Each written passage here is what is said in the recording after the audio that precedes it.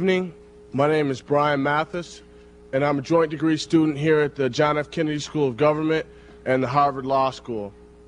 I'm the co-chair of the Black Caucus here at the John F. Kennedy School, and on behalf of the Black Caucus and the John F. Kennedy School of Government, I would like to welcome each and every one of you to the forum here at the JFK School. This evening's forum event, the Persian Gulf War, its impact on the black community, is co-sponsored by the Black Caucus and the Institute of Politics. It is the fourth in a series of events on the Persian Gulf War sponsored by the Institute of Politics. The Persian Gulf War, its impact on the black community. Black people have fought, bled, and died in every war that the United States of America has waged. From the American Revolution to the Civil War, to regretfully the American Indian Wars, to the Spanish-American War, World War I and II, police actions such as the Korean War, and the Vietnam conflict, a war by any other name. In some of these instances, black people fought for the right to fight. In some of these instances, when America would not let them serve in a combat role, they sought out and found opportunities to serve in a combat role in the uniform and under the flags of American allies, and they still fought to secure the rights, the freedoms, the privileges, and the democratic values for American citizens that they themselves did not enjoy as American citizens. It is my hope and belief that tonight's discussion will give us an opportunity to get a historical understanding and analysis of the benefits and costs and progress for blacks both in the military and in the larger society from their participation in past wars. Was progress that's often pointed to, such as desegregation, the product of enlightenment on the part of military leaders, or vigorous efforts by human rights leaders, what some refer to as civil rights leaders such as A. Philip Randolph, or something altogether different such as economics? It is also my belief that this evening's discussion will provide an opportunity for us to get a clear understanding of the disproportionate numbers of blacks serving in the military in the Persian Gulf. Blacks comprise an estimated 12% of the population, yet they're estimated to comprise 21 to 33% of the military and 50% with regard to women serving in the military. What will the costs, the benefits, and the progress that we can expect from our participation in the Persian Gulf War, both in the military and in the larger society? Will generals and officers who command hundreds and even thousands of men and command and control billions of dollars of assets enjoy the same opportunities in the public and private sector when they come home? Have the disproportionate numbers we've observed amongst the enlisted and non-commissioned personnel, are they observable amongst the ranks of officers?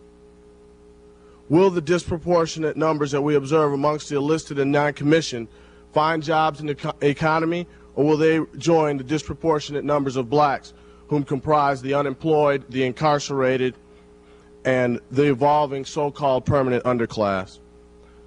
Will white Americans' perceptions of black Americans change? Will blacks' perceptions change with respect to their opportunities in a larger society? Or will they continue to perceive their only opportunity for social and economic advancement, an opportunity to escape from the evolving permanent underclass, to be in the military, and thus run the risk of becoming a military mercenary class? Without further ado, I'll now turn to our panelists so that we can hear their opinions on these points that I've raised and others which they feel are relevant, after which time we'll give the audience an opportunity to ask questions from the two microphones we have located on either end. Thank you.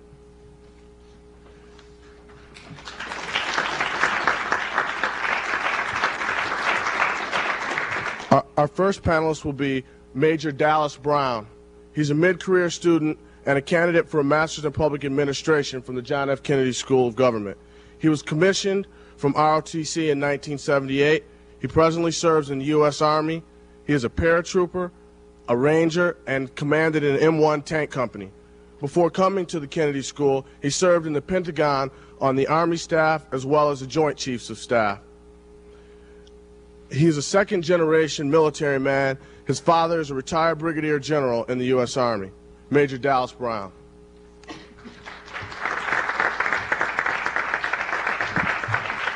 Thank you. I appreciate that. Brian and I were talking a little bit yesterday, and he asked me if I'd speak a little bit about military history, sort of the role that blacks have played through history in our armed forces in the various wars. I told him I would do that, but I decided last night that I really didn't want to do that because I think it's pretty well known. I think he gave a quick survey right there, and kind of the point to take away is that blacks have served in every war that this country's ever fought, have earned their right to be American citizens by the blood that they've shed in our various wars. The irony of it is, which you mentioned also, is that up until the Vietnam War, the blacks had to fight to fight. In other words, because of law, because of tradition, whatever, prejudice, these kinds of things, black people were stopped from being frontline soldiers. You go back to the Revolutionary War. Of course, it was a very flexible situation. Everybody knows about Crispus Attucks, and at least the theory is that he was one of the first, or the first person to be killed at the Boston Massacre, right here in Boston. Going all the way up to World War II, well, World War I first, the American Army did not let black soldiers initially into the front lines to be infantry soldiers to actually fight the Germans and the other countries against us in World War I. The French did, ironically. The French used U.S. Segregated black units in their front lines and were given the American soldiers, the black American soldiers coming back from the war, felt that they'd been received much better by the French than they were by their own people. World War II, a very similar situation. I have an uncle who was a combat veteran of World War II, told me that when he first got in Europe, he was assigned to be a stevedore. He offloaded trains, worked at the docks, those sorts of things. It was only a little bit later in the war when General Eisenhower realized that there was a shortage of infantrymen in the front lines, that they all opened up the opportunity to blacks to serve in the front lines. During the Korean War, President Truman desegregated the armed forces. That was the first official legal step. And then, of course, during Vietnam, the seesaw went almost the other way. That allegations at that point that too many blacks in the front lines disproportionately represented black men fighting yellow men for the white man's war, those sorts of things. And it was considered to be a very large problem. Today, of course, we're 20 years after Vietnam. The situation in the Persian Gulf looked very dangerous in that, as Brian mentioned, 30% or more of the frontline troops, the infantry and the armored soldiers in the Persian Gulf, were blacks. And like everybody else here, I've been listening to Saddam Hussein's rhetoric over the past 6 months and sort of envisioned a bloodbath that might happen. And, of course, that would mean a disproportionate number of blacks being killed and wounded and these sorts of things. Obviously, the events of the past 2 or 3 days, that's not taken place. So from my perspective, the title of our forum here this evening, Impact on the Black Community, is not really relevant in one sense. That fear that all of us had, that a lot of people would be losing their lives and come back maimed and these sorts of things, has not really taken place. That's not to say that the soldiers and airmen who have lost their lives at this point, it's not a tragedy for their families or anything like that. But it's not really gotten to be quite the issue that was during the Vietnam days. Now, having said that, I first said I wasn't going to talk history, then I just realized that we did go back and talk a little history, but let me get to what I really want to talk about.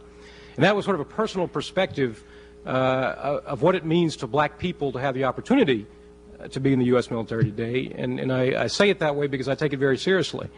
I'm a dyed-in-the-wool American patriot. I've always sort of had a shiver run up my spine when I saw the flag being raised or the national anthem being sung or whatever it might be. As Brian mentioned, I'm a second-generation soldier, professional soldier. I was raised on military posts around this country, in Europe and in the Far East and so forth, and I sort of always dreamed of putting on a uniform and being a soldier myself, and I did that. I would tell you, I've been in troop units an awful lot. I've been in the Army on active duty for 12 years, coming up on 13. 10 of those years have been in frontline troop units, infantry, armored, cavalry. And what I have found over time is that among the soldiers that join, it's a very positive thing.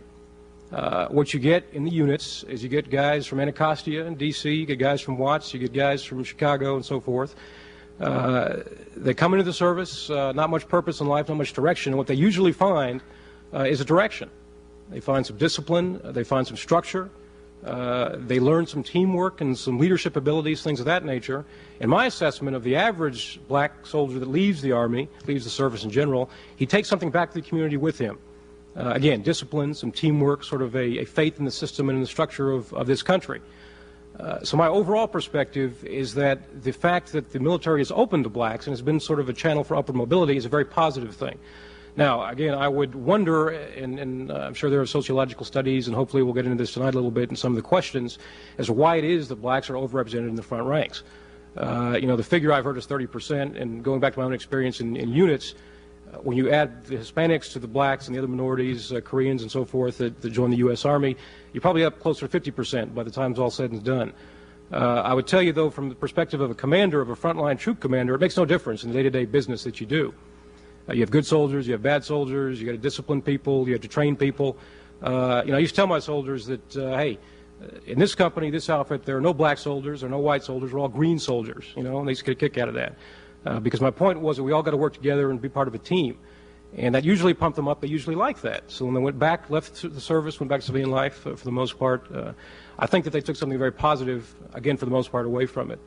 I would also say that there are those who choose to stay in service, make careers of it, and there's a movie, An Officer and Gentleman, that I'm sure you've all seen, it was very popular a few years back, and there's a character in there, Lou Gossett, plays a drill sergeant, that to me is sort of a hero, because there's a guy, a black man in that particular situation that they had playing the role in the movie, who believed in what was right. If you remember, there's a very eloquent, emotional scene when he's got Richard Gere down doing sit-ups and push-ups and everything else, and his point to the guy is, hey, this is about character.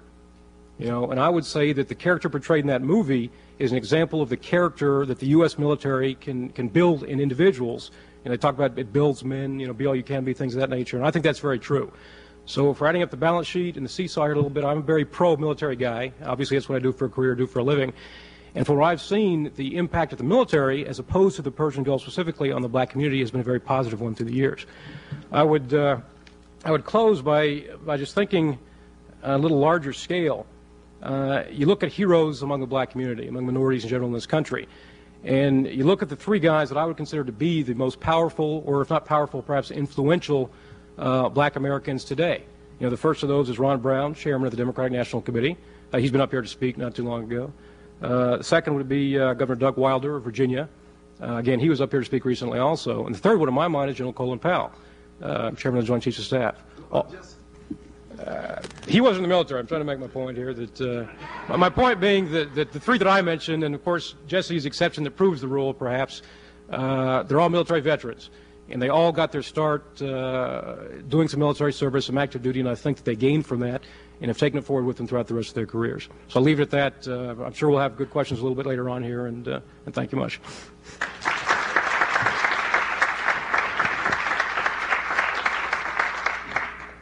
Thank you, Major Brown. Our next panelist is Louis Alisa. He's head of the Boston branch of the NAACP. He received a master's in city and regional planning in 1974 from the John F. Kennedy School. He's a prominent political figure in the Boston area and presently is special assistant to the Secretary for Environmental Affairs for the state of Massachusetts. Louis Alisa.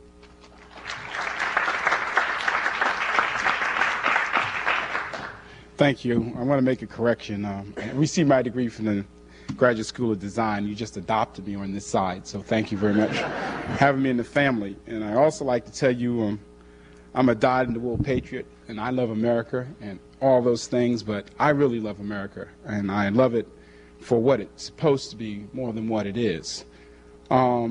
It's important that we understand what is going on in this conflict, this war, again, undeclared.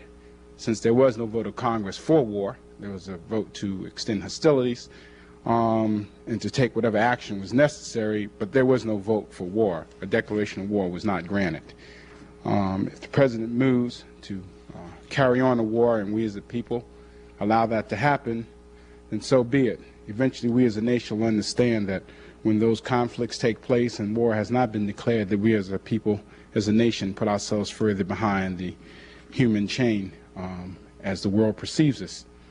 But I'd like to be clear on a couple of things. African Americans have fought in every war that this nation's ever had. From the Revolutionary War through the so-called War of 1812, through the Native American Wars and wars, the Spanish American Wars, and they fought on both sides of some of these wars, particularly the Revolutionary War, when African Americans, freedmen, fought for the British.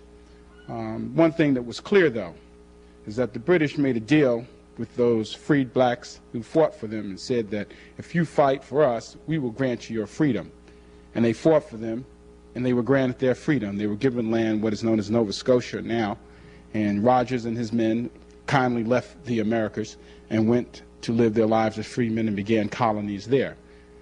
Unlike their brothers who stayed here on the North American continent, who fought very diligently, Crispus Attucks being one of the first to die in the cause for freedom, their liberties were not respected, and they were not granted the rights that were due people who have given their blood, sweat, and tears for a nation, and each of them were patriots and loved America dearly.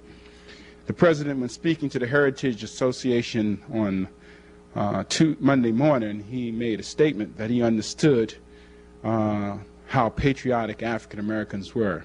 He also understood that African Americans and people of color, in a sense, gave more because they fought for something that they themselves did not have in the wars that have taken place, in which this country has been the people waging that war, that they went off to fight in World War I, World War II, where they had to fight to integrate the Army, the Korean conflict, the Vietnam conflict, and other conflicts throughout time.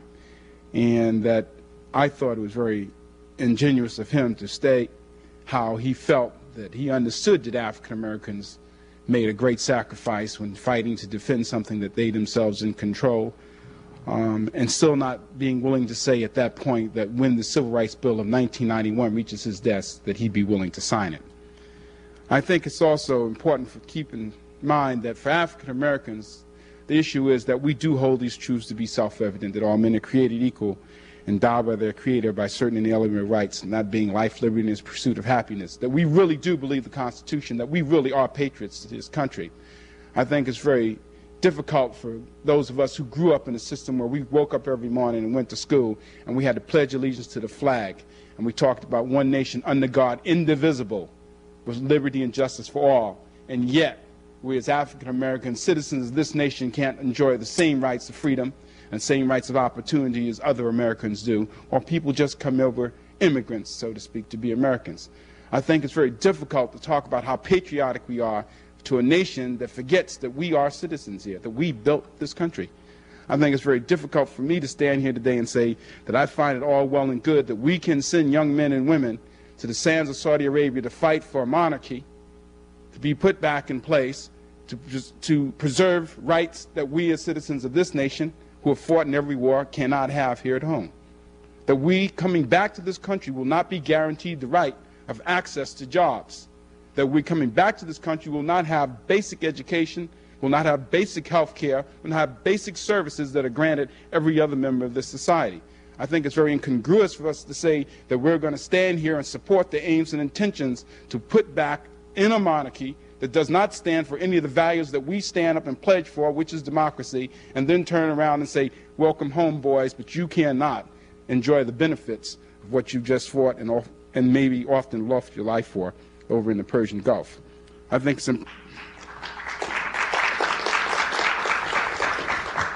important that we begin to understand that war, as it's portrayed in American society, is always seen as a good thing. Unfortunately, we grow up with war. That's the conflict that we have as Americans, that it's hard for us to imagine that other things are going on in our society. When we talk about movie heroes and wars, I was always taken by John Wayne. You know, when the Officer and the Gentleman came by, I thought it was kind of genteel myself, basically because what I got out of war was that, you know, if there was going to be a fight, it wasn't going to be one of those things where you went up in the plane and just flew around. You're going to get down and be like the Sansa Iwo Jima or all those movies that we were indoctrinated with as a child, and now get indoctrinated as adults. The war is now being played out like a soap opera on the television every day. My first experience, of course, was when we inadvertently bombed Libya, knowing that Syria, who's now our ally in this war, had bombed the GI Club in Germany a few years ago. It played out on the 7 o'clock news, and that was a contradiction for me because, for once, I was getting a dose of what I was saying to young people about violence. You see, it's difficult for me being an African-American living in a city where, at least for the first 4 months of this war, I had lost more combatants in the streets of Roxbury than they had lost on the sands of Saudi Arabia. It's difficult for me to understand this concept of war when I know that we have spent 1% of the resources that we've spent over in Saudi Arabia to fight the war on drugs in America. We could save thousands of American lives. I know that for me, It's difficult to stand here, one who has to work with young people, young mothers every day, and know that if we had spent 1/2% of the resources that we spend on the Persian Gulf, that we, in a sense, could end the infant mortality in this nation for black as well as white women. I think that we as a nation have to begin to rethink what it is that we do as a people in order to where we sit in the world's chain of events or where we sit in the world's society. How we get viewed by the world around us is difficult to understand. When we put it in perspective, we in a sense have created for ourselves a nation in chaos. That a nation that has $2.5 trillion in debt, $350 billion a year service on that debt. A nation is the only nation in the free world that does not have health care for all of its citizens. I think that in a sense, we in a sense have troubled our own homes, and I'm not sure how we pull back from that. It's not a question of patriotism to me, because I love America. And I think that what we're doing is we're undermining the foundation of America, and we take away the value of America. I think it's incredulous for us to sit here and talk about smart bombs when we do not have smart high school students. I think if we can get bombs and train them to look and see and perceive the future, we better be able to train our young people so that they'll be able to compete in the world's market, and that one day we'll be graduating people who know where Iraq and Iran is, rather than guessing about who the victor is going to be in the war. Finally, I'd like to say today, as we sit here in this forum tonight, there are 50,000 Iraqis who are prisoners of war, who will receive better housing, better medical services, better food, and more attention than some 40,000 Americans who fought in the last conflict. I'm here to tell you tonight that the prisoners of war of this conflict will be doing better than the servicemen, black and white, who gave their time and their commitment to this nation in the Vietnam conflict. I'm saying as long as there are 4 million people without homes, as long as we're spending 10 times the amount of money on armament than we're spending for housing, 20 times the amount of money on armament than we're spending for health and service care for people who've already committed their lives to this society, that we have a major conflict. And whether it's African Americans or white Americans or Asian Americans or Hispanic Americans, we have to look at what we do as a nation. So it's important for you to understand that my position, even though the NACP is an organization that fought to integrate the military, my position is different just a little bit. We believe that if there are our boys over there, they're our boys, and I agree with that. I believe that our young men and women, our fathers, our mothers, our sisters, our aunts and uncles, they have to be supported. But I love America, and my support for America will be that they'll never have to go over anywhere else to be supported, but right here at home. Thank you very much.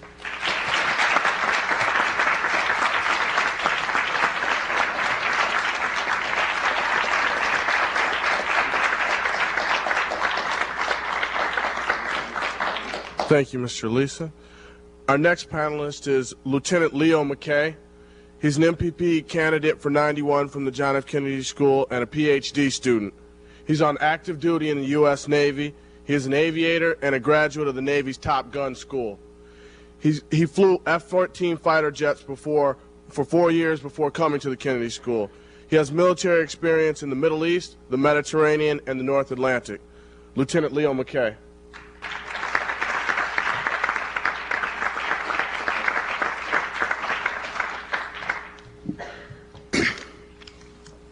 Thank you very much, Brian. I enjoyed the comments of Mr. Elisa, as well as the comments of Dallas Brown. I think that they brought out useful points, but they both spoke in archetypes and in aggregates.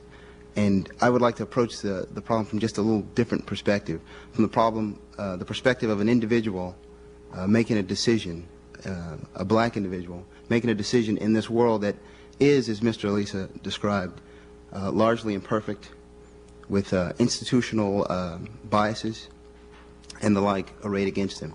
And I like to do that through the lens of, as my two predecessors did, through the lens of popular culture.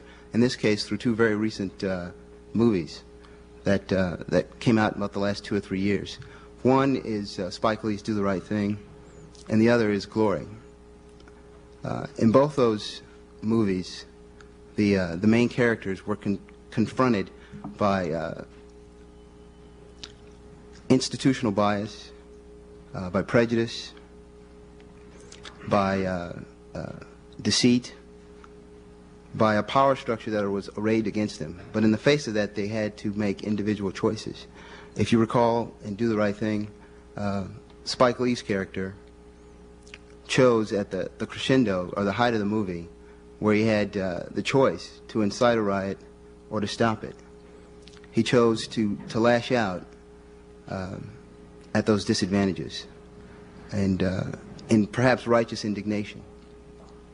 In the other movie, Glory, Denzel Washington's character was a former slave who joined the Union forces to fight, to free his people, and hopefully to make a better life for himself. Throughout the movie, he has a number of typical biases that one might expect of that era. There's systematic denial of pay, of even basic equipment like shoes, and also a sergeant that seemed not to like black people in particular. But through that all, he persevered, and at that movie's climax, the unit is involved in a heavy battle, and Matthew Broderick, who leads the company, falls. They're in a very precarious position. There's fire coming around, and the leader has just been struck down. Clearly the unit is in trouble and is in need of leadership. Earlier in the movie, a big scene had been made when Denzel Washington refused to render proper honors to the flag because he didn't feel very patriotic, and perhaps he had good reason. But now, as the standard lay on the ground, Denzel Washington went over, picked up the standard, and proceeded to rally the troops and try to lead them up the hill at the cost of his life. And from the surroundings, from the situation, from the hostile fire, when he stood up at the certain cost of his life. I bring these two situations up because I think they're good contrasts in decision-making when you're under constraint, under hostility, under harassment, but you still have the onus placed on you to do something. Black people, particularly black young people in this country, I think face many times situations akin to those. Black people born into poverty, into disadvantaged portions of our cities and countries, into broken homes, denied, as Mr. Elisa said, what other people in this country consider very basic rights, still must function in this society and still must make some decisions, still must account for themselves as best they can. One avenue that many of them have chosen is the United States military. And I think particularly the Army can make the claim to be the largest bureaucracy in America that is a colorblind meritocracy. Not only is there the obvious example of General Powell, there are also 24 other black general officers on active duty in the Army. And when one looks at the Army, one sees blacks at all levels enjoying the rights and responsibilities, the headaches and the privileges of those positions.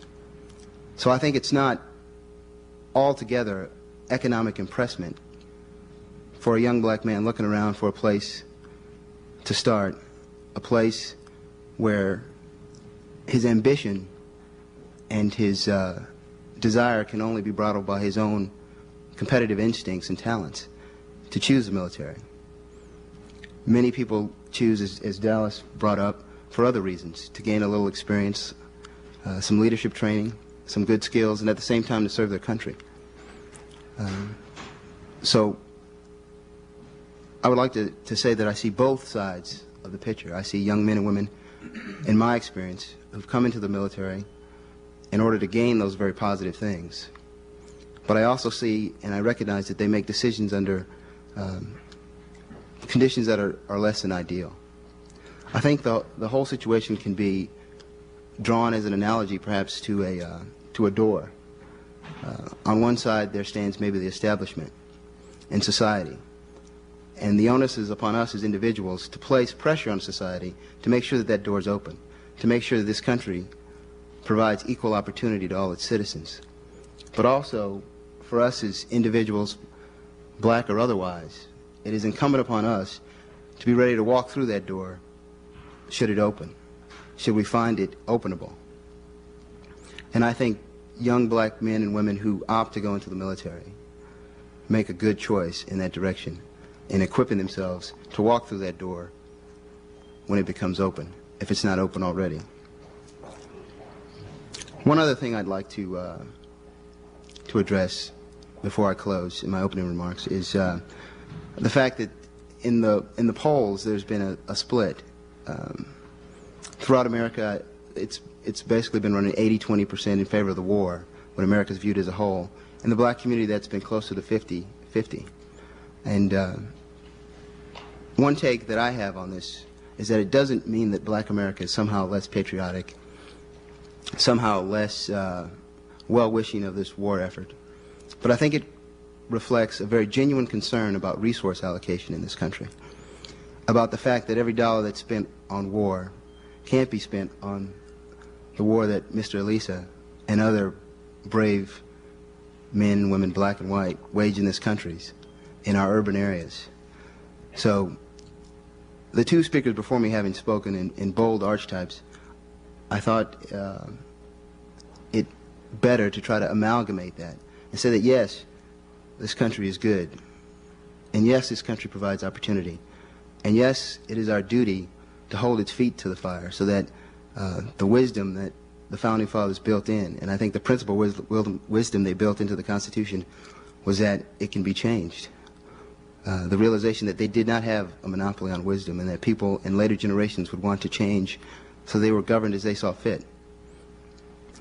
So we have to keep hold of that on one side. But on the other side of the ledger, there are individuals striving to do their best that must make decisions now in the present that can't wait until things are optimum, until opportunities line the streets or whatever analogy you want to make. And I find a lot of those men and women who, faced with constraints, have chosen to make what I consider a good choice to equip themselves and to serve this country in the United States military. So I see both sides of the issue. I think both sides have merit. But I think that to talk in broad archetypes ignores the very individual and personal choices that we all must make. And I think a very good choice, and one I wish not to see denigrated, is when an individual, black in this instance, decides to serve his country and to equip himself for later life. Thank you.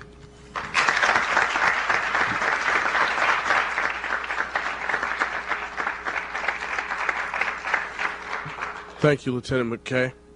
The last panelist before we start our discussion will be Fletcher Wiley, whom is a prominent Massachusetts lawyer and political leader.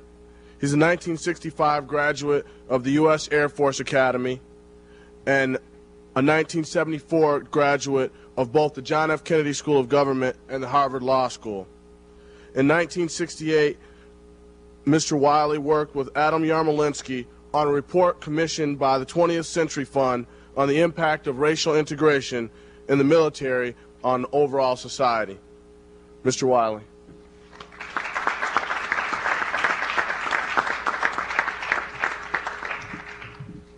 How's everybody doing this evening? Good, good. I think it's fitting that I kind of be the last one here because I've had the benefit of all of these fine remarks, and also I think I bridge several areas that all these gentlemen represent. First of all, I am a former military man. I was in the Air Force.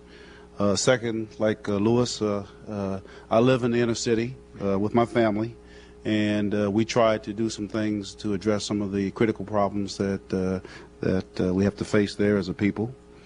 And also, I'm an old person, so I have some perspective on some of the things that folks are talking about. So I enjoyed Dallas's remarks about the pride that he had in being a second-generation professional black soldier. I enjoyed Lewis's remarks about the intellectual inconsistencies that the black American fighting man faces as he looks at people being treated better than maybe his people are being treated back at home. I empathize with Leo's discussion of the interpersonal aspects that come to an individual when he or she makes a decision as to what he or she is going to do for his country, what kind of person he or she will be as a stand-up American. So I like those remarks. What I'm going to try to do is to address, however, the impact of the Persian Gulf War on the black community. Now I want to say one thing about our community. And I'm glad my wife came here tonight, because this is a discussion we frequently have in our house. One of the reasons that the statistics on black Americans don't really match the rest of overall society is because black folks feel like they're being kicked in the ass by American society. They sort of secretly rooting for Saddam Hussein. He's saying, yeah, we'd like to see America get hurt up a little bit. I mean, he's talking about freedom for his people, so forth and so on. I say this to say that even as insane a person, in my opinion, as Saddam, commands the respect of our people, because we have been so alienated by this society and from this society. So that's why, in my opinion, the statistics are different. But I also saw a survey, I believe it was in Jet magazine, which I read to get all of my pertinent information, that said that the black political leaders differ from the black community in terms of their position on this war. And there's more grassroots community support for our troops and so forth than you might believe listening to some of our leaders. And I think that's true for a couple of reasons. First of all, our leaders are articulating positions that have to be articulated by our leadership in order to make America ring true to its purpose. And I think Louis Elisa is a perfect example of that type of leadership and the kind of message that has to continually be articulated if we are going to fight the war on both fronts, both fighting for freedom in Saudi Arabia and fighting for freedom back here at home. The second reason is that I think a lot of people in our community understand what the military has meant to us historically, and some of these gentlemen have spoke to that issue. The fact is that if you look at the institution of the American military historically over time, it is the best institution to allow upward mobility for people of color. The American military, no matter how you like it, what you care about it, where they fight, who they fight, and so forth, the American military historically has been the most open institution, the most receptive institution to people of color being equal. Now, we didn't start out in that position. There are some wars we fought in where we were relegated to relatively minor roles. But still, at that point in time, when we were relegated to minor roles, in other words, in the Civil War, where we were slaves in the South, and we were in segregated fighting units in the military, at least we were fighting. They gave us guns, which was a big fear of folks down in the South, armed slaves and so forth. So the military has always been incrementally ahead. Some of you may be aware of the fact that 6 months before the United States Supreme Court issued its historic Brown v. Board of Education decision saying that all the schools have to be integrated in the United States, that the military had already integrated its schools on base. That in 1948, President Truman integrated the labor force in the military through his executive order. So by the time the Korean War hit, that labor force was integrated. That employment opportunities, both at the entry level and at the top level in the military, has always been better. And also in the social activities, in other words, the off-post activities, there's been more integration, more fraternization, if you will, among military people, because they had something in common. They were either green, as you say, or in my case, blue, since I'm from the Air Force, and dark blue, as you would say, in the Navy. But it was like a fraternity, a common bond. And this bond held the American troops in good stead all over the world. Things have not always been hunky-dory in the military, and I can tell you some war stories about American troops fighting each other, particularly during the Vietnam War, where probably a lot of Americans got killed each other. because of racial strife in those particular units. But as a whole, the military has been the best. And in housing. And just to show you one way that public policy works to achieve a good purpose, in my opinion, a good purpose, Robert McNamara in the late 1960s issued a decree in the great military complex that Washington, D.C. had become with all those troops stationed there, that there would be no military person allowed to live in segregated housing or in housing that discriminated against military people. Now, this is off post housing, off-base housing. So in the communities of Maryland and Virginia, which were part of the Old South and which had for centuries treated the races differently, Robert McNamara, with that one act, opened up the housing market. And he did it because he knew he could do it, because he had the power as the Secretary of Defense, and also he had the President of the United States behind him. And the President knew that if he didn't get this situation changed, that he was going to have a riot on his hands. So he didn't do it just because he was a good guy, but he had to understand that the military soldiers had to feel good about each other if Americans fighting forces were going to work together as a unit. So that's one of the reasons that the military has been ahead. So I see this Persian Gulf War really as a continuation with respect to those issues as of a very positive and growing trend. And Colin Powell is not an aberration. He is acceded to his position out of talent and so forth. There will be other Colin Powells in the military, and hopefully someday there will be a Colin Powell in academia. There will be a Colin Powell who heads a Fortune 500 company, and there will be a Colin Powell who heads a major labor union or something like that. But until that time, we have to look to the military as the premier example of what people can achieve if the opportunities are more equal. So I think the military is to be applauded. In fact, let's give the military a big round of applause. These gentlemen up here.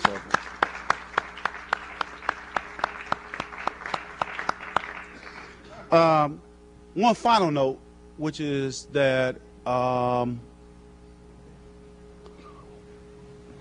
of the things that the military also gives us as people of color is something that our churches are not giving us anymore, that our families are not giving us anymore, that our school system is not giving us anymore, which is a sense of discipline, a sense of purpose, a sense of self-respect, and a sense of devotion to duty, honor, and country. And I submit that, again, the military needs to be encouraged. I think, as a matter of fact, everybody ought to go to the military once they get to be 18, male, female, black, white, red, green, yellow, because it is the institution which pulls everybody in and brings us all to a common denominator and allows us to interact together in a system that hopefully will help build a better America. So I look forward to seeing some of y'all in the military someday. Before you go, would you address the war? The war is over, my brother.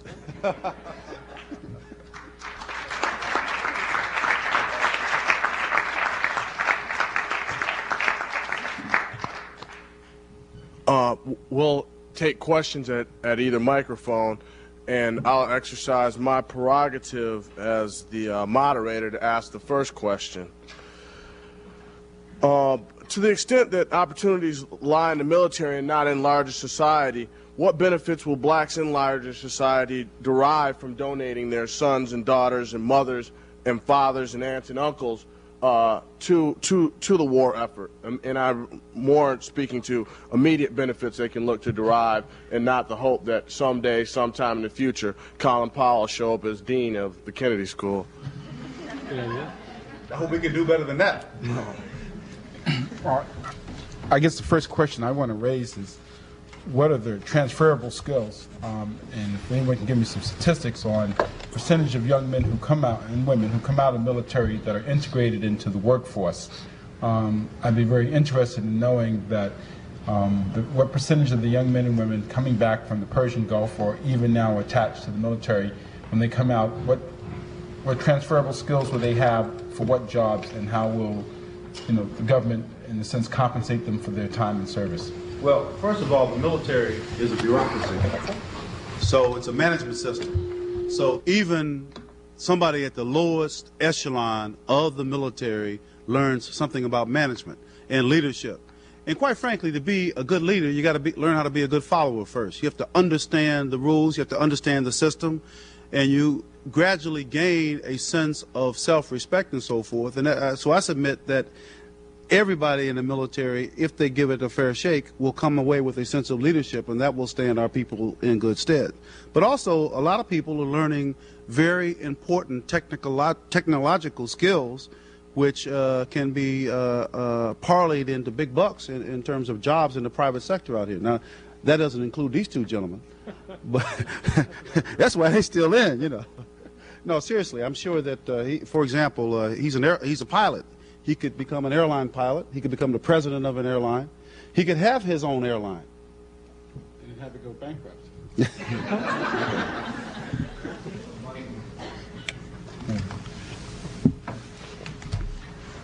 We have a question here. Yes. Hello, my name is Sibeth Harper, and I'm co-chair of the Black Caucus. And I want to welcome you once again and to thank you for a most informative discussion. I'd like to address my question to Mr. Riley. You've lauded... Wiley. You've lauded the integration of the military and its reception of our young men and women. However, you have not addressed the answer of why, because I think the reasons for this integration will give us maybe some insight into policy implications. And if it's a question of, was it a question of fear or altruism? Or benefit for we as people of color? Testing. It is on. Well, Frederick Douglass said it best. There's nothing altruistic about people giving up power. And so in order for the military to be integrated, a lot of people had to fight and compel the military to open up its ranks. And this is people not only in the military, within the institution itself, but also on the civilian side.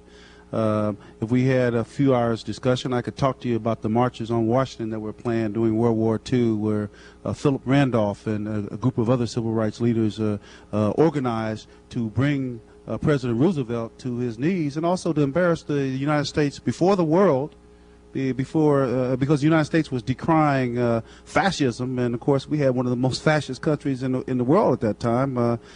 Some people, of course, would say that's true today, but clearly in the era of Jim Crow, there were some moral inconsistencies between the United States decrying Hitler's position and what it was doing to black people in the United States. So it was power that made it happen, and it was expediency that made it happen. But if it takes power and expediency in order to create opportunities for us, then that's what we have to do. And I think that every opportunity we've gotten has been created exactly by those forces.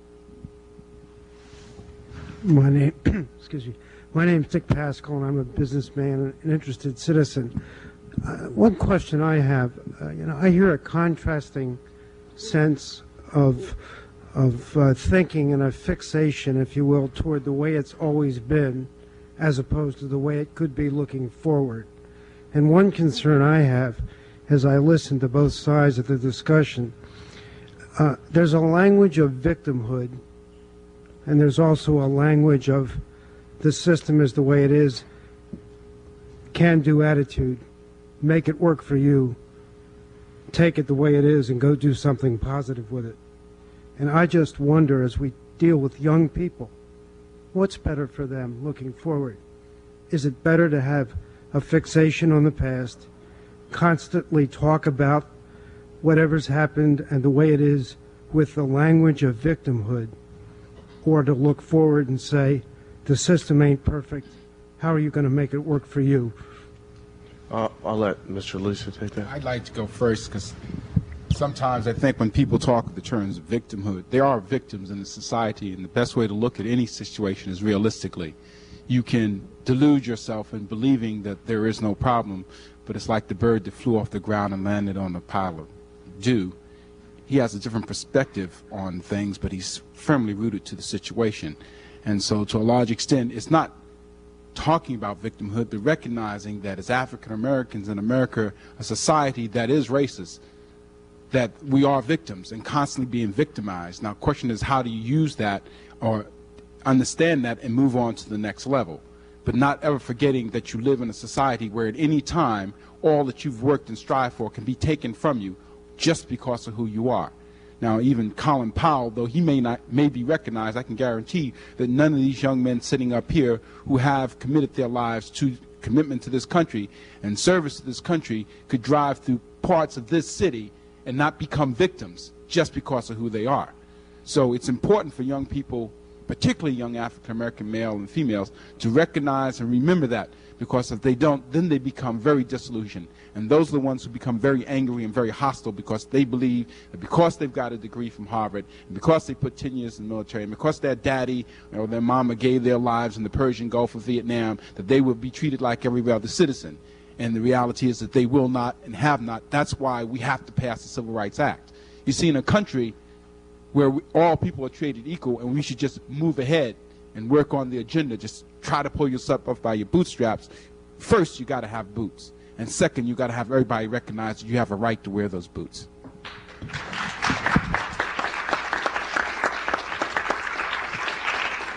Wait a minute. Were you going to say something on that? I just think that that people cannot be removed from their context. And history is a context that a society moves and lives and breathes in. But the problem is, what shall we do today? And granted, we must be conditioned by the restrictions of the past, and that we can't help but being conditioned by those things. But opportunities do exist. They're constrained, and I recognize, and that there's a continuum, and that's a subjective evaluation about how constrained your choices and your opportunities are. But the problem remains that action must be taken today, and the questioner's concern about a culture of victimhood strikes a chord in me, because I think that we must recognize history for what it is. We certainly cannot deny that. But the onus is on us, on each individual, and on leadership, particularly responsible black leadership, to communicate to our youth that just because that's the way things have been, that there in no way, shape, or form means that that's the way they will continue to be. You know, the Constitution was framed on a system of individual rights, and our laws allegedly protect those rights. But what we have to remember is that the onus is on the individual, and we must be accountable to ourselves and to our collectives as individuals. Flash. You see, I think you got to ask a very complex question, because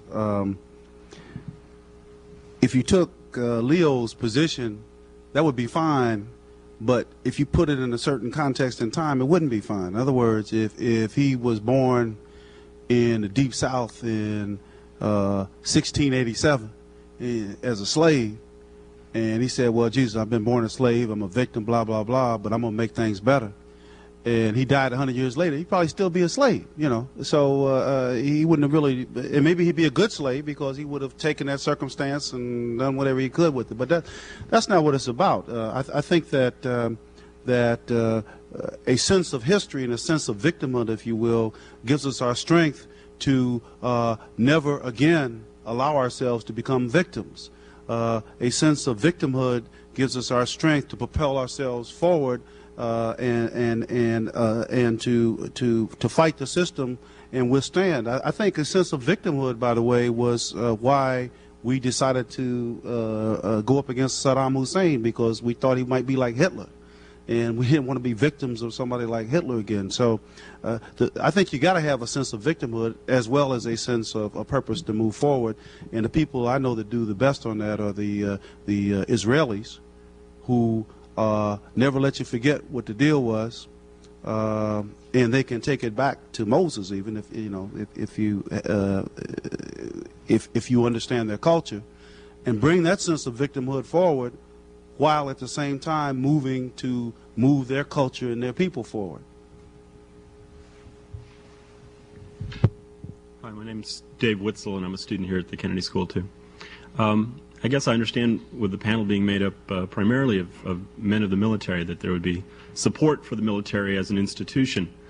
However, I think perhaps the Persian Gulf crisis and the implications of the Persian Gulf War go beyond even the significance of the men and women who will die in the Persian Gulf for both sides.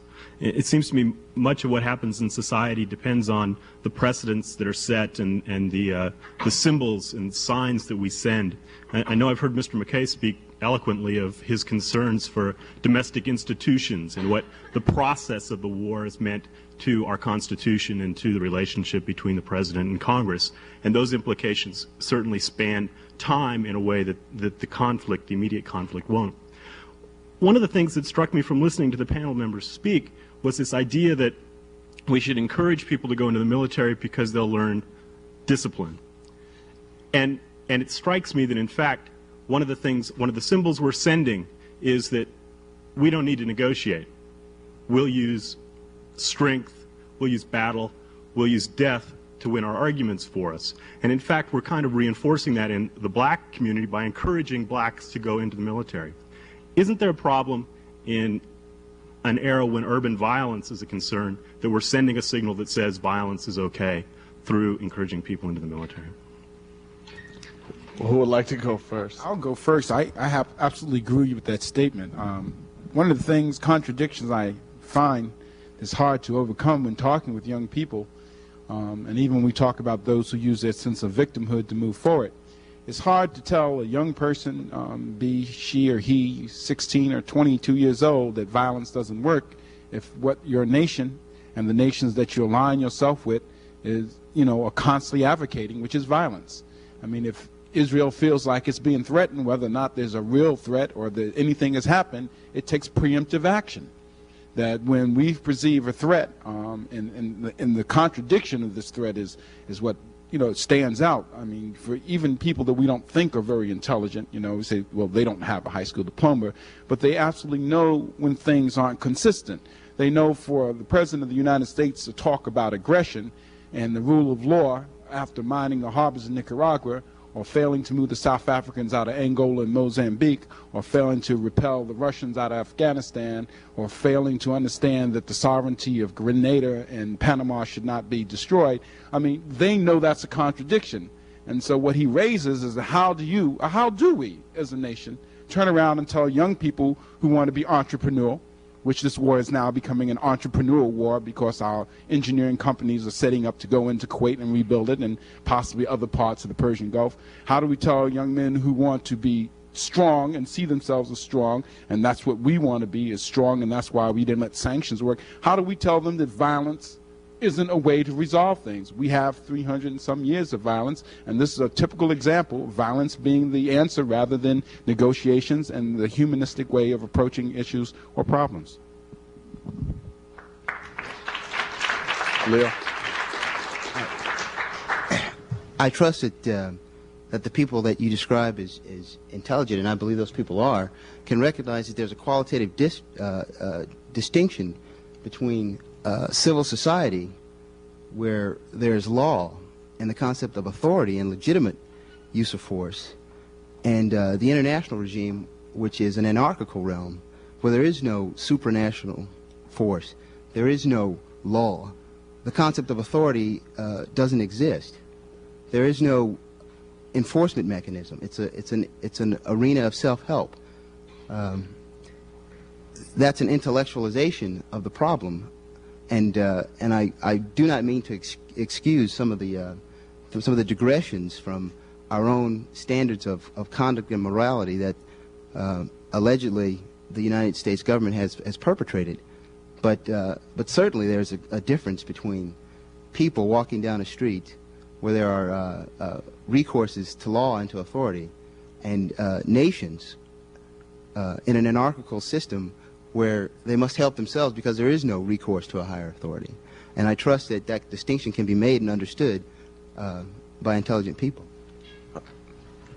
Louis, did you want to respond to that quickly? I consider myself fairly intelligent. I don't understand how anyone can tell me that they're going to adhere to a rule of law or force someone to adhere to a rule of law if they themselves refuse to follow any of those laws. We're a nation that rejected the international body that said that we did not have the right to mine the sovereign harbors of Nicaragua. We're a nation that 1 year ago to the day was leaving and bringing with us as a prisoner a sovereign leader of a sovereign nation in Panama. Whether we like the politics or not, it was a sovereign nation. Today we stand verged on going into another sovereign nation for a man doing basically what we allowed the Russians to do, what we allowed the Chinese to do, what we in a sense have allowed South Africa to do for the last 25 years and never taken any action against it. Now, I may not be the person you have to deal with, but there are young people on those streets today who believe they have every right, they're within their context of right and wrong, to say that they're protecting their drug territories, or they're being entrepreneur, or this is within their rights to protect themselves because they feel threatened, and we as a society choose to punish them, which we should, but we choose to punish them because we're telling them that how they perceive what we're doing as a nation is somehow inconsistent with what is actually going on. And I'm saying we've got to have one standard. See, I know you better than that. I know you really don't mean that. I know you understand that as president of the NAACP, that if a law is unjust or a law is crazy, that you do everything you can to defy the law and fight the people that try to force the law on you. That's what the NAACP was all about. So the question is not whether or not there is a law or a rule that somebody has made, but whether or not it makes sense. And it makes sense from your point of view. Something may make sense to you over here because you white and you believe white people ought to be in control. But if that doesn't make sense to me, I'm not going to sit back and be abiding. Also, I think that gentleman back there really hadn't thought about what he said. Because if I came out there and just started beating you about your head and shoulders and just beat you to a pulp, and the only way that you were going to be saved was that somebody came and grabbed me and took physical control of me and maybe beat me down before I could beat you up, you'd be in bad shape. So I am prepared to say to you that there are some circumstances under which you would be willing to accept violence being perpetrated on somebody else if you felt your life or your circumstances were being threatened. And there's all kinds of violence in our society that we condone. The liberals condone some form of violence. The conservatives condone some other form of violence. Some liberals would be offended if I said, well, it really is violence when you allow a woman exercising her choice as a woman to have an abortion. It's violence against something living. Now, I happen to believe I accept violence. I think violence is good in some circumstances. I'm willing to allow a woman to have her choice and use that violence to kill something living. I'm willing to execute certain prisoners that I feel are people who society would be better off without. And I'm willing to fight a war either in my community in Roxbury when somebody's trying to attack my family, or in the Middle East if somebody's attacking the interests of my country and kill somebody if I think it serves my interests. And I think you would too. Okay, wait. Flash Radio, I know you better, and I know you know that you don't allow or could not allow a woman to exercise her right. That is her decision. Now, what you may do is sit there and have an opinion about it, but it is her decision. So that's not a right you can exercise. But what you do have to remember is that for young people on the street, it's a contradiction to sit here and say that we do not condone violence on the streets, that they should not use violence as a way to solve problems, and we as a nation move to that level of response before we try to work out every nonviolent possible way of trying to resolve a situation. Okay, wait, Flash, remind please. you that Bull Connor used that same argument when he was going up against Martin Luther King, saying, hey, what are you teaching your kids? He didn't respond violently, and the difference is today Bull O'Connor is looking back in history at himself as being something other than the person he could have been if he had not been violent to Martin Luther King. The point is there are no holidays for Bull O'Connor. Okay, wait, we're going to go right here and try to include the audience in the discussion.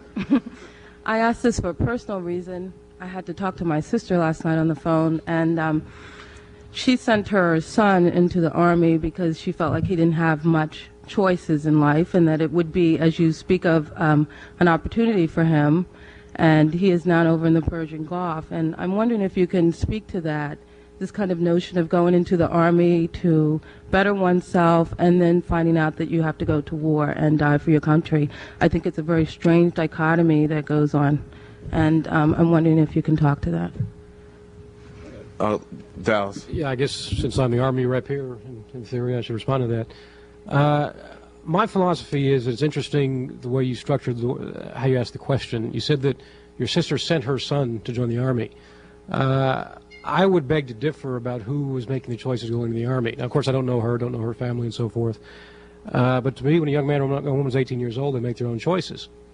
I hate to use that situation as a springboard, but, there have been some incidents of people who joined saying, well, we didn't join for going to war. Yes, understand that. But when you join a military organization, there's at least an implied mission there, I guess, in the way we our terminology works, that war is a possibility. I would tell you, though, that again, if he perchance should be one of the guys that's gotten wounded or killed or something of that nature, that's a tragedy. It's a terrible tragedy. But I would also tell you, though, if he's not, and if he comes back healthy and whole and so forth, he's going to be very, very proud of himself when he gets back. I don't know if he'll have a job. But that's not my point. He's going to walk a little taller. He's going to stand a little prouder. He's going to be very proud that he's accomplished something. Now, of course, your sister's very concerned, and I can understand that, and she should be very concerned. But I would say, on the whole, assuming he does come back, it'll be a benefit to him, and it'll be something he'll remember all of his life and look back at and talk about and tell stories about until he's, 67 years old. And I think he will be very happy and very proud that he went and took part in what happened here. Deb? Deb Thompson, Kennedy School of Government. What would have happened if our brothers, our mothers, our sisters had come home in the body bags in high numbers? How would we, as an American community and as a black community, be prepared to handle that? What would we have done? Anyone? Okay, yeah. Well, obviously, there's not much we could have done. War's as hell, as General Sherman said, during the Civil War. And my perspective, not to be careful as to what I say because I'm an active duty officer and so forth, nobody likes war. And I think that one of the decisions that should have been addressed, and I'm not going to say if I think it was addressed or not addressed, but perhaps you can get my drift from the way I'm sort of phrasing this or talking around it, is that when you go to war and when the American public supports the war, which they do adamantly in this case, you got to understand what war is. I think back a couple of weeks to the scenes on CNN of the bombing of that bunker in Baghdad. And that was terrible. And I looked at that. I've been watching CNN sort of around the clock and everything these days, and I looked at that, and I said, well, I'm in a course here at Kennedy School, Press Politics, and we argued about that as whether CNN should have shown that footage or should not have shown that footage. Were we playing in Saddam Hussein's hands or were we not? My perspective is yes, the footage should have been shown because the American people needed to see what war really was. They needed to see that it wasn't an F-14 jock's video game. They need to understand that when they vote for a president that will do something like this, or vote or express their opinion to support this policy, or that Congress supports the policy, they need to understand what they're getting into. And it's war, and it's not surgical, it's not clean, it's not nice, it's a very, very dirty, nasty thing. And to get back to your question, it would have been a tragedy. And I'm very happy it didn't happen that way. And of course, it's not quite over yet. It looks like it hasn't happened that way. And I think we've been very lucky. And I hope that we learned something as a society from the entire experience. Did you see Glory? There's a character, I forget the guy's name in the movie. He's the brother becomes a sergeant major. And one of the points he makes in convincing Denzel Washington to sort of rise to the occasion, if you believe that's what Denzel Washington did, is that he said that we got to ante up. And I think what Lewis would say is we've been anteing up a long time, and I would agree with him on that. It would be us anteing up some more in terms of our blood, our toil, our sweat, and our tears, and for that precious sacrifice that those people made, we would expect as a people to get some kind of concessions and commitments out of the people in charge in this country that would help us as a people move forward. Do you feel that we're less entitled to those things based on the fact that people didn't get killed in the numbers that we had expected? I don't think we're less entitled. I just think that it helps drive the point home as Lewis would say, the contradiction between young black kids starving to death in the cities in our country and not getting educated and so forth, and meanwhile our black troops are dying overseas to defend somebody else's freedom. I'd like to move this just one notch higher. I have a profound concern for the welfare of African American people, our black women, our black men in the Persian Gulf. But as a patriot of America, I have an even deeper and more profound concern for this nation.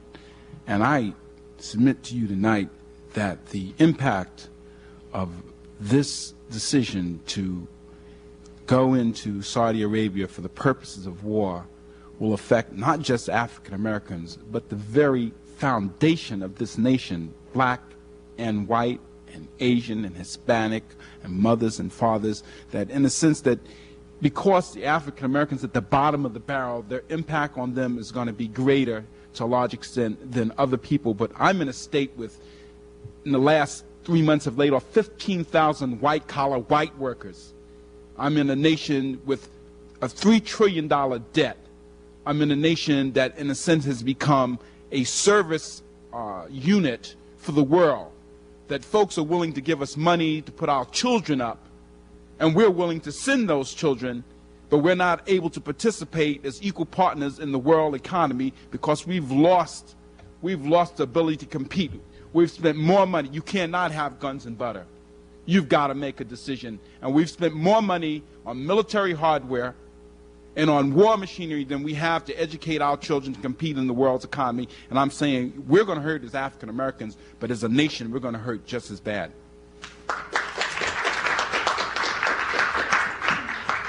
Please.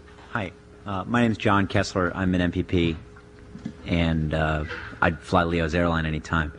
But my question for the moment is, for those of us who might at some point end up, in all likelihood, working for government agencies that have sort of the similar meritocratic rules that the military has, but for whom those rules clearly have not panned out in the way that they have for the military, what are the factors that have made the military a relative success in terms of integration, in terms of providing opportunities for African Americans?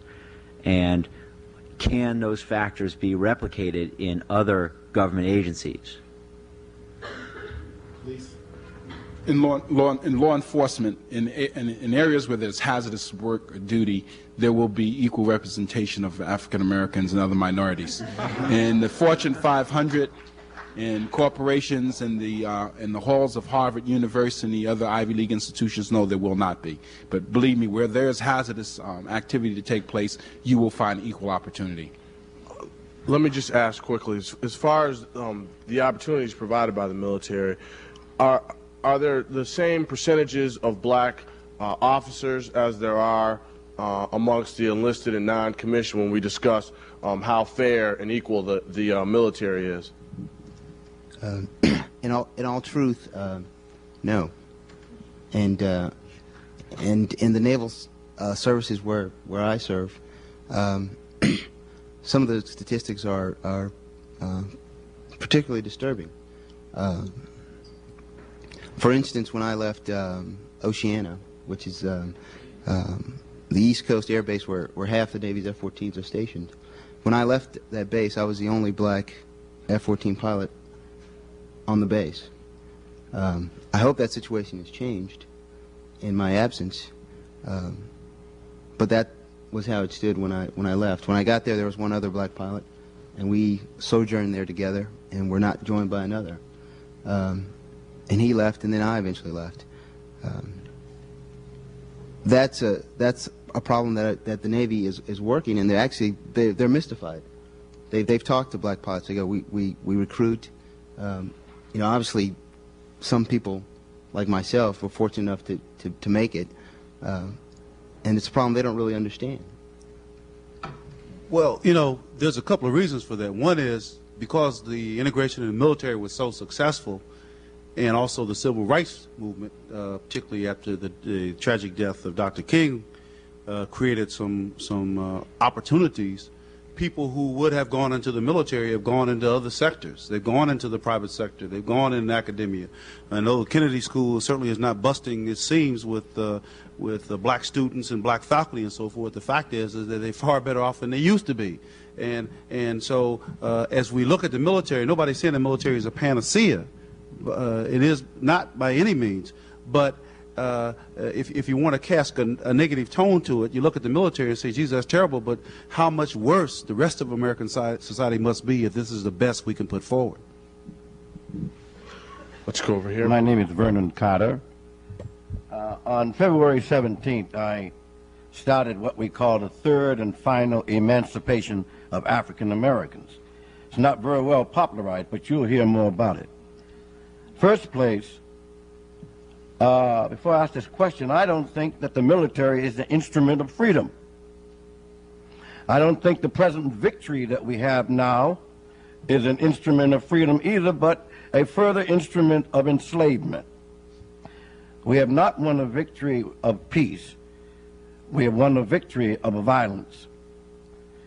How can a person who is not yet emancipated be emancipated through the military, which crystallizes through discipline that same enslavement? The methodology of the military is the same as a methodology practiced for enslaving people. The mind is not set free. Can I hear from one of you how you feel the military can be an instrument of freedom for African Americans? Just Flash. I'll ask you a question first. What denomination are you, sir? I'm a Lutheran. Okay, and I like the Evangelical Lutheran Church in America. Okay, so I know a little bit about that church, and I know that we got more Colin Powells in the military than we do Lutheran ministers. And I don't know if that has anything to do with race or whatever, religious preference or whatever, but I know that in the hierarchy in the white churches in America, there's more representation of blacks in the military than there are in the church. Now, if you're saying as a church person that we shouldn't have a military and we shouldn't have a police force and we shouldn't deal with violence, there's really no answer to that. I think that there's a lot of people that feel that way, and maybe they're right, you know. But when I go home every night to my community, I feel a lot better knowing that there's some police cars riding around in that paramilitary type organization. When I go to certain parts of the world, I feel a lot better knowing that the American fighting forces are there to protect me and protect my interests. So it's a necessary evil. I'm sorry that human beings are such that we have to resort to violence from time to time, but that's the way the world is. I'm sorry, this is going to have to be the last question. I have a question for Mr. Elisa, excuse me. Back to the thing that you and Mr. Wiley were talking about violence and nonviolence and war, I guess, and civil violence. Going back to the Civil War, 600,000 people died in the Civil War to free the slaves. And from what you've been saying tonight, it seems that you would have preferred negotiation instead of those 600,000 lives dying for abolition. And I'm just wondering how you feel about that. Let me be clear on two things. First thing is that though I work for the Governor's Office of Environmental Affairs and work for the NACP with 82 years of history, I read far beyond that. The second thing is that I'm not a nonviolent person. I'm not. Well, I never said I was nonviolent. I said there's a contradiction in telling people that they should not use violence, and then that's the first level of existence we move to when we have a disagreement, or that's what we support in idolizing countries that use preemptive violence as a way of resolution. But we should be clear on the first thing about history. The Civil War wasn't fought to free the slaves. But that was the end result. Well, that might have been part of the end result, but the end result was basically to have one nation, and to have one nation that was a union, that the union would not be broken. It was an economic issue as to who would control this nation. Well, can we say the black men fought to free the slaves then? Well, no, I can say that black men fought because they felt the same patriotic duty to this country as they felt in the wars that preceded that, including the Civil War and the War of 1812. I'd like to let you know very clearly that Lincoln did not free the slaves in all the states, only in the states that were in rebellion. So if you come from the other side of the Mason-Dixon, basically in the North, you may have to check your credibility because you may still be in jeopardy. But the bottom line is that the 13th, 14th, and 15th Amendment gave rights to those who he did not free during the conflict between the North and the South, but it was not a war. And yes, I would be in favor of negotiation. I think 600,000 lives, more lives than we lost in every conflict combined since then. It's something that we as a nation have to look at, but I think also we have to look at a nation that spent more money in a military buildup over the past 10 years than we had spent in all the wars that had taken place prior to this conflict here in the Persian Gulf. And we have to be very clear on what we're doing as a nation. It's important who we are, not just as African American, but as Americans, to understand that if we too love America, then we have to love everything about America. And we just can't love the gingolo aspects of America. We have to love the human aspects of America. We have to love the mothers who are now without food and shelter for their children. We have to love the fathers who are unemployed. We have to love the children who can't get an education here in Massachusetts or any place in this country. We have to recognize that we lost more young men of color in this nation last year than we lost in the whole time this Persian Gulf situation has taken place. And that if we love America, we should love all of its people. And of course, self-love says to me, for self-preservation, I'd like to see the resources of this nation being used to deal with the tremendous debt that we have, the health care, the housing needs of those who've already given their life and their service to this nation, rather than being spent to play out these male games when, you know, the hormones start running free. Okay. On behalf of the Black Caucus, the Institute of Politics, and the John F. Kennedy School of Government, I'd like to thank everyone for coming out this evening. And I'd also like to thank our panelists for their time.